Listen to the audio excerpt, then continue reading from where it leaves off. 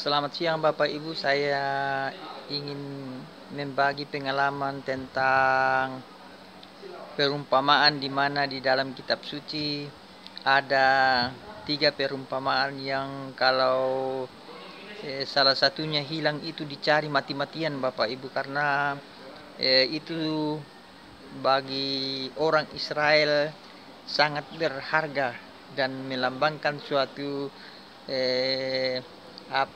kehidupan Bapak Ibu. Jadi kalau misalnya hilang satu, maka bangsa Israel atau orang yang kehilangan itu akan mencari mati-matian. Contohnya salah satunya adalah domba yang hilang Bapak Ibu. Domba yang hilang itu ya ada 99 ekor, lalu satu hilang. Ya, karena pemiliknya mengetahui bahwa domba yang hilang ada satu, maka dombanya yang 99 itu ditinggalkan lalu mencari yang hilang itu. Jadi kalau ada yang hilang ya Bapak Ibu ya memang cemas ya, lalu mati-matian untuk mencari yang hilang. Mengapa di Israel domba itu sangat berharga Bapak Ibu? Karena domba itu ya cocok sekali dan pas sekali untuk dipersembahkan kepada Allah. Lalu domba itu ya dipelihara dengan sungguh-sungguh, dijaga dengan sungguh-sungguh, dirawat dengan sungguh-sungguh, ya tidak boleh cacat, ya pertumbuhannya baik, ya lalu kalau dipersembahkan itu umurnya kurang ya lebih 1 tahun Bapak Ibu. Tidak boleh lebih dari 1 tahun ya, kalau perlu pas. Nah itu ya, lalu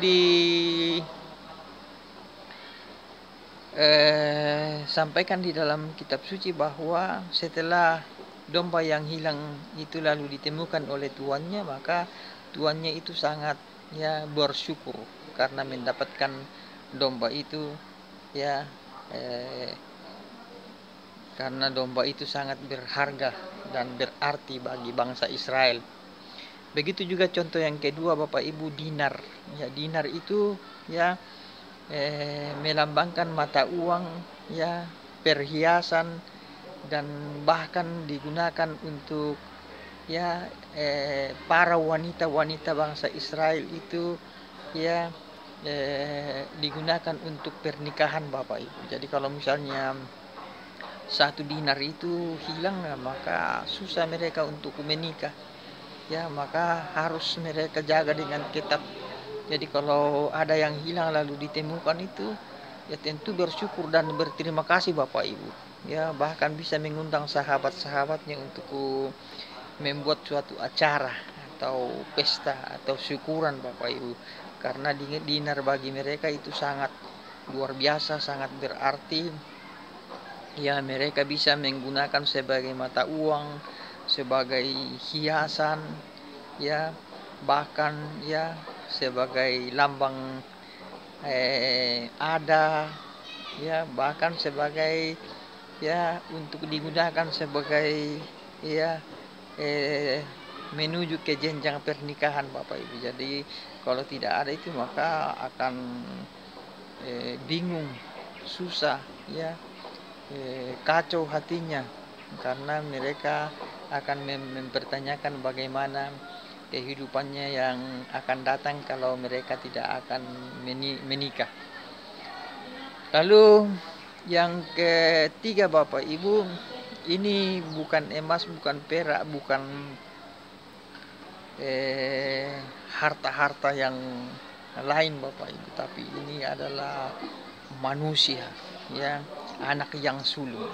Nah, ada cerita di dalam kitab suci Bapak Ibu, anak yang sulung itu meminta warisan kepada orang tuanya, meminta warisan, lalu orang tuanya menyetujui lalu membagi warisan itu, lalu haknya itu diberikan kepada anaknya yang sulung, lalu anaknya yang sulung itu membawa warisannya ke luar negeri atau di tempat lain Bapak Ibu. Lalu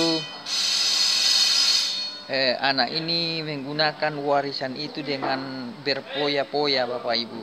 Lalu setelah habis hartanya digunakan berpoya-poya, ya datanglah kelaparan untuk menimpa bangsa di mana anak sulung itu hidup berpoya-poya. Lalu karena sudah susah untuk mencari makanan, maka anak sulung itu mencari pekerjaan, lalu mendapat pekerjaan, lalu ditempatkan di kebun untuk menjaga babi Bapak Ibu. Setelah lapar, ya karena masih ingin hidup, maka dia ingin berusaha meminta makanan ampas babi yang sisa babi makan untuk mengisi perutnya, tapi tidak ada seorang pun yang memberikannya. Baru disitulah mulai sadar bahwa ya hidup ini sangat penting. Lalu dia mulai sadar, lalu bangkit dan mengatakan bahwa ya di rumah bapakku itu banyak sekali makanan, ya berlimpah-limpah, bahkan boleh dikata terbuang-buang. Maka dia sadar bahwa aku akan bangkit dan kembali kepada bapakku, walaupun dia punya prinsip bahwa ya yang baik Bapak Ibu, bahwa kalau aku sampai di sana, ya aku akan mengatakan bahwa aku akan tidak pantas lagi menjadi bapak karena telah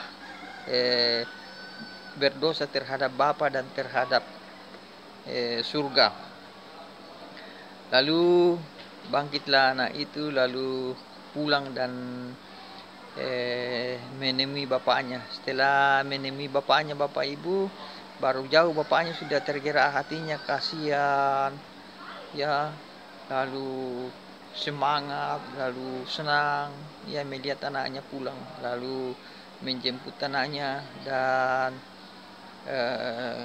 anak itu mengatakan kepadanya bapaknya bahwa bapak, aku sudah tidak pantas lagi disebut anak, ya karena telah berdosa terhadap Bapa dan terhadap surga, ya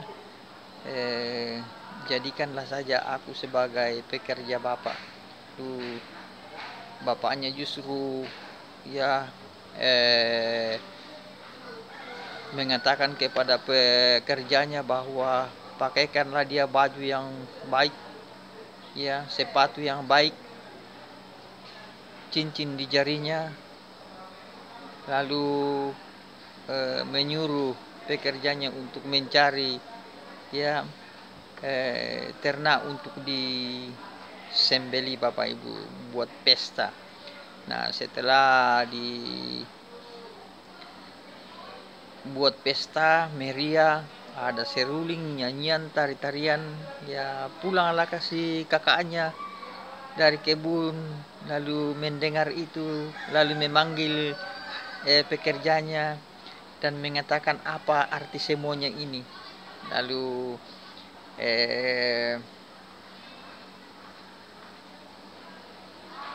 pekerja menyatakan bahwa bapakmu ia memotong lembu, lalu karena adikmu telah hilang, adikmu telah mati, adikmu telah ditemukan kembali, maka syukuran dilakukan oleh bapakmu. Ya mulailah anak pertama itu ya merasa ya tidak enak dan sebagainya, lalu tidak mau masuk di pesta.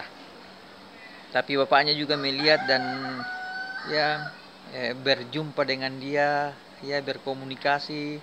Lalu sang kakak ini menyampaikan bahwa bapak, anakmu telah menghabiskan ya hartanya yang berlimpah itu, memboroskannya, lalu dipotongkan lembu, sedangkan aku ya bersama dengan bapak dan ya selalu dan tidak pernah dipotongkan lembu untuk berpesta bersama dengan teman-temanku.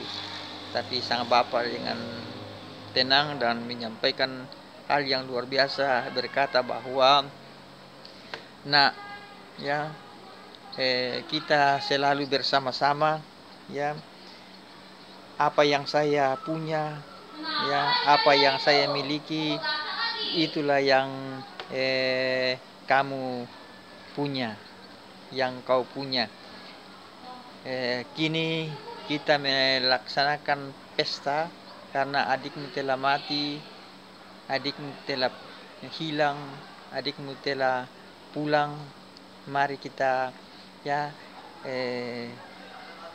merayakan dengan luar biasa, Bapak Ibu. Nah, itulah cerita yang sangat luar biasa, yang kalau misalnya Bapak Ibu